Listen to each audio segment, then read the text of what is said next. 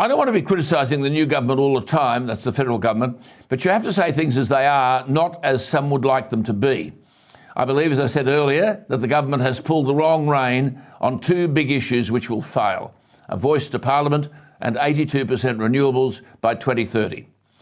But who were they listening to on this critical issue in outback communities, the cashless debit card? The scheme was introduced when Tony Abbott was Prime Minister. He had been to Aboriginal communities. He'd lived with them and he heard their concerns.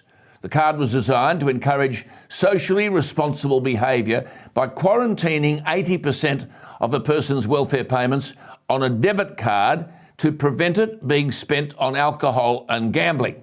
It was initially introduced in Ceduna, South Australia, East Kimberley and the Goldfields in WA, and then expanded to Bundaberg and Hervey Bay in Queensland. But the Labor Party made an election commitment to get rid of it, and there was little political debate.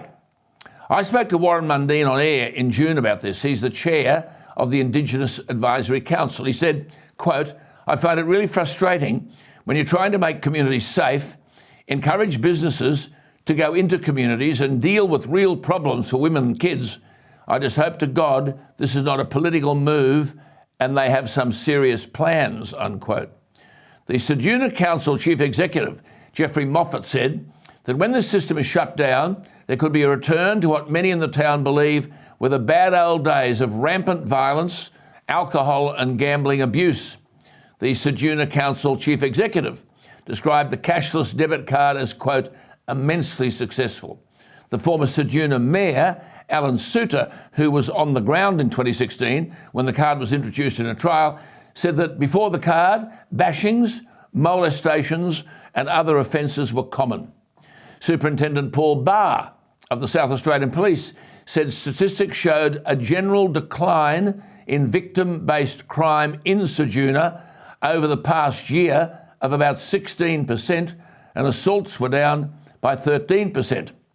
Now, the cashless debit card quarantined, as I said, 80% of income support payments to not be spent on alcohol and gambling, nor to withdraw cash. 20% of the support money went into the individual's account. Now, some Labor members are starting to speak up, along with the independent senator from the ACT, David Pocock, who's expressed concern over Labor's legislation to abolish the card. There is a Senate inquiry into the government's bill to abolish the cashless debit card. It heard evidence from federal bureaucrats last week that it could take at least a year to find a technologically equal replacement for the card. Indigenous leaders have said the government risks leaving a vacuum if it rushes the abolition of the cashless debit card, but it has already rushed legislation through the lower house last month to abolish the card. Here is the Labor Party again. Ideology over reality. Noel Pearson, a respected voice for Indigenous Australians, said simply, and I quote, "You will repeal the card and then you will walk away and leave us to the violence, leave us to the hunger, leave us to the neglected children," unquote. Prime Minister, don't allow this to happen on your watch. Leave things alone.